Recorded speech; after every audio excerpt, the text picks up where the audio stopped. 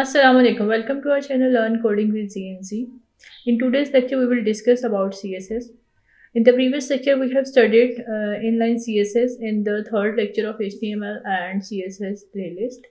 Today, we will focus on internal CSS. CSS has three types. CSS means cascading style sheet. इसके through हम लोग अपने HTML के pages को styling करते हैं. तो इनलाइन CSS का लेक्चर हम लोग पहले देख चुके हैं. अब हम देखेंगे इंटरनल CSS किस तरह से होती है. तो आज का हमारा टॉपिक बनता है जी internal CSS. Let's discuss what's happen in internal CSS. सबसे पहले हम लोग इंटरनल CSS में कुछ इस तरह से करते हैं कि जो हमारा जिस तरह HTML का टैग होता है उसके बाद हेड का टैग होता है. इंटरनल CSS की तमाम स्टाइलिंग हम हेड के टैग के अंदर लिखते हैं बिफोर द टाइटल टैग. वो आपकी मर्जी, आप टाइटल का टैग पहले लिख दें और स्टाइल का टैग बाद में लगा दें, या टाइटल का टैग बाद में लिखें और स्टाइल पहले लगा दें. इसमें ये होता है कि स्टाइल का टैग लगाते हैं, ओपनिंग टैग, उसके बाद हम तमाम स्टाइलिंग उसके अंदर लिखते हैं, फिर स्टाइल का टैग बंद कर देते हैं. इस प्रोसेस को हेड के टैग के अंदर लिखे जाने वाले स्टाइल को हम लोग इंटरनल CSS कहते हैं. इंटरनल CSS करने के 3 तरीके होते हैं. थ्रू टैग्स हो सकता है, थ्रू क्लासेस हो सकता है, थ्रू आईडीज हो सकता है. अब तीनों वेज हम लोग देखेंगे बारी बारी. सबसे पहले हम देखेंगे थ्रू टैग्स. थ्रू टैग्स में इस तरह से होता है कि आपने HTML के टैग में HTML के जो आप HTML का कोई भी पेज बना रहे हैं उसमें आपने जितने टैग्स यूज़ किए हुए हैं उनमें से जो भी टैग आप स्टाइल करना चाह रहे हैं उस टैग को लेकर आप उसको स्टाइलिंग ऐड कर दें, तो specific to that tag styling add हो जाएगी. अच्छा जी, हम देखते हैं थ्रू टैग्स किस तरह होता है. थ्रू टैग इस तरह से एग्जांपल जैसे आपको सामने स्क्रीन में नजर आ रही है. सपोज आपने H1 लिखा है HTML के फॉर्मेट में, तो आप H1 की स्टाइलिंग करना चाह रहे हैं तो प्रॉपर्टी लगाएं, उसकी कोई भी वैल्यू लगाएं, एक और प्रॉपर्टी लगाएं, उसकी वैल्यू लगाएं. तो इस तरह से आप ऊपर टैग लिखते हैं, कर्ली ब्रैकेट लगाते हैं, बीच में उसकी स्टाइलिंग करते हैं. अभी हम करेंगे प्रैक्टिस किस तरह से आप थ्रू टैग्स जो है CSS को अप्लाई कर सकते हैं. तो let's have a practice the CSS internal CSS through tags. तो आज के लेक्चर में हम लोग देखेंगे कि टैग्स के थ्रू हम CSS को किस तरह से प्रमोट कर सकते हैं, मतलब internal CSS with in the tag कैसे अप्लाई होती है.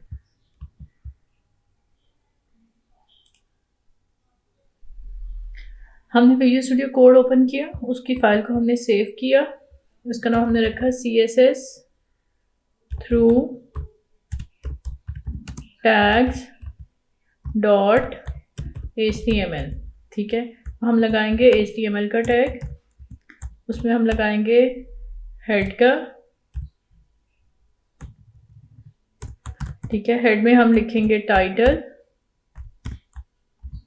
ठीक है, टाइटल में हम लिखेंगे जी CSS थ्रू टैग्स. ठीक है, उसके बाद हेड के बाद हेड जहाँ बंद हो रहा है हम वहाँ लिखेंगे बॉडी का टैग. बॉडी के टैग में हम लगा लेते हैं H1 में हम लिखते हैं जी ओवर कंट्री. ठीक है, उसके बाद हम लिखते हैं H2. ठीक है, H2 में हम लिखते हैं जी प्रोविंसेस इन ओवर कंट्री. ठीक है, आप H3 H4 जितने भी टैग्स लगाना चाह रहे हैं वो आप लगा दें. उसके बाद हम पैराग्राफ का टैग लगा लेते हैं, ओवर कंट्री इज बेस्ट. कुछ भी आप लिखना चाहें वो आप लिख सकते हैं. उसके बाद हम इमेज का टैग लगाते हैं. इमेज के टैग के लिए आपको पता है IMG लिख के SRC लगाते हैं. हमने इमेज डाउनलोड किया हुआ है. ठीक है जी, हमने इस इमेज का नाम रखा हुआ है download.png. आप इसका कॉपी पाथ करें और इसमें SRC में पेस्ट कर दें. ठीक है, उसके बाद इमेज के टैग को आप स्लैश लगा के बंद कर दें. और हम लोग टैग लगा सकते हैं. सपोज हम लोग ऑर्डर्ड लिस्ट ले लेते हैं.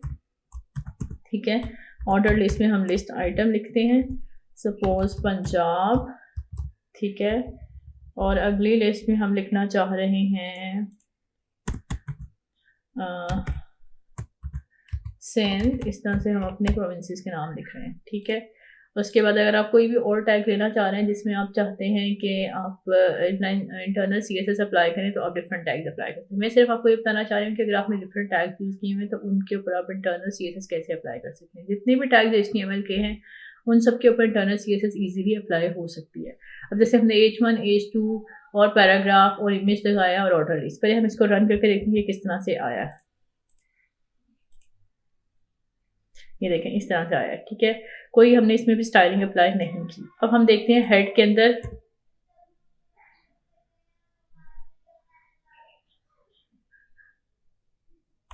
इसमें आपने स्टाइल लिखा, ठीक है जी, स्टाइल का टैग आपने बंद किया। अब इस स्टाइल के टैग के अंदर आपने तमाम टैग्स की इंटरनल CSS करनी है। जैसे हमारे पास सबसे पहला है H1, आपने H1 लिखना है और इस तरह से ब्रैकेट्स लगानी है, ठीक है, यानी कि H1 के टैग के ऊपर अप्लाई होगा ये। अच्छा जी, हमने H1 पे 3 प्रॉपर्टीज लगाई कि उसका बैकग्राउंड कलर ब्लू हो, उसके रेडियल कलर येलो हो, टेक्स्ट लाइन उसका सेंटर हो। अब हम इसको सेव करते हैं। अब ये तीनों प्रॉपर्टीज हमने H1 पे स्पेसिफिक द टैग, तो जितने भी आपके डॉक्यूमेंट में H1 होंगे, सपोज हमने सिर्फ H1 पे लगाई है, तो जितने भी H1 के टैग्स होंगे उनके ऊपर ऑटोमेटिकली ये वाली प्रॉपर्टी अप्लाई हो जाएगी, ठीक है। अभी हमने सपोज एक H1 लिखे, अब हम एक और H1 अगर लिख देते हैं, उसमें हम लिखते हैं माई सेल्फ, कुछ भी आप लिख सकते हैं, ठीक है। अब हमने इसके ऊपर सेपरेटली इसको टैग को अरेंजमेंट देने की जरूरत नहीं पड़ेगी। इस टैग पे ऑटोमेटिकली यही वाली अरेंजमेंट आ जाएगी, यही वाली स्टाइलिंग अप्लाई हो जाएगी। क्यों? क्योंकि हमने H1 को किया, तो जितनी भी टैग आपके पूरे डॉक्यूमेंट में H1 के टैग्स होंगे उन पे automatically background colour blue, writing colour yellow और टेक्स्ट अलाइन कलर सेंटर, उसका सेक्टर अलाइनमेंट उसकी सेंटर हो जाएगी। अगला जो हमने टैग यूज किया वो है H2, ठीक है जी। H2 को भी हम देखते हैं किस तरह से हमने इसको अप्लाई करना है। सपोज हम H2 का बैकग्राउंड कलर ग्रीन रखना चाह रहे हैं, ठीक है, और उसका कलर जो है आप येलो ही रहने दें और उसको टेक्स्ट लाइन सेंटर कर दें। अब ये वाली तमाम प्रॉपर्टीज जो हैं वो H2 पर अप्लाई हो जाएंगी। तो हम देखते हैं H2 में देखिए किस तरह से अप्लाई होंगे, ठीक है। हमने प्रोविंस की स्पेलिंग जरा हम सही कर लेते हैं, ये सेव करते हैं और देखें किस तरह से अरेंजमेंट हुई। ये वाली तमाम हमने स्टाइलिंग किस पे अप्लाई की है? H2 पर। अगर H2 का कोई और भी टैग आपके इसमें होगा जिसमें आपने ऐसी कोई चीज़ H2 के टैग में लिखी है, उसके ऊपर ऑटोमेटिकली ये वाली प्रॉपर्टी अप्लाई हो जाएगी। अच्छा जी, नेक्स्ट हमारे पास है P का पैराग्राफ का टैग, ठीक है। अब सपोज हम पैराग्राफ पे कुछ स्टाइलिंग करना चाह रहे हैं तो आप P लिखें, ठीक है। अब इसको हम दे देते हैं जी कलर रेड, ठीक है, और टेक्स्ट लाइन इसका कर देते हैं जी सेंटर, ठीक है,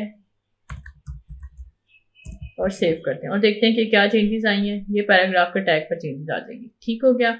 उसके बाद हमने लगाया इमेज पर और भी कोई प्रॉपर्टी, बैकग्राउंड कलर के टेक्स्ट लाइन, और इसके अलावा और भी प्रॉपर्टीज होती हैं। अगर आप बॉर्डर लगाना चाहें तो बॉर्डर हमने पहले भी डिस्कस किया हुआ, उसके अंदर 3 चीज़ें ज़रूरी होती हैं, एक उसका उसकी विड्थ, और दूसरा उसकी टाइप, और तीसरा उसका कलर, ठीक है। अब सपोज हमारा इमेज है, हम इसको बॉर्डर देना चाह रहे हैं, तो बॉर्डर हम देना चाह रहे हैं जी 3 पिक्सल, ठीक है।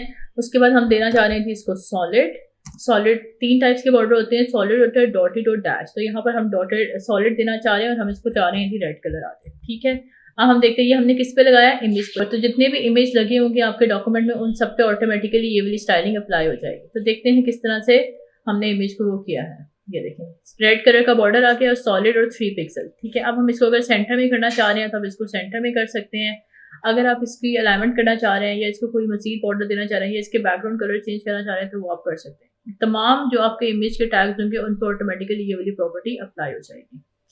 अब जैसे ऑर्डर लिस्ट हमने ली हुई है, तो ऑर्डर लिस्ट पे हम लोग टैगिंग कर लेते हैं। हम इसका तरह बैकग्राउंड कलर चेंज कर देते हैं जी, हम चाहते हैं इसका बैकग्राउंड कलर पर्पल कलर में आ जाए, ठीक है। अब हम इसको सेव करते हैं और देखते हैं किस तरह से आया, ठीक है। तो ये सिर्फ आपने देखा कि इंटरनल CSS ट्रू टैग्स किस तरह से होती है। उसका सिर्फ सिंपल सा सोल्यूशन है कि डिफरेंट टैग जो आपके डॉक्यूमेंट में अप्लाई हो रहे हैं, आप उन टैग्स को पिक करें और उनके ऊपर स्टाइलिंग अप्लाई करें। That's all for today's lecture. Stay tuned for next lecture. आज के लेक्चर में हमने देखा इंटरनल CSS थ्रू टैग्स किस तरह से अप्लाई होती है। Stay tuned with our channel, share our channel with your friends, subscribe our channel, and thank you.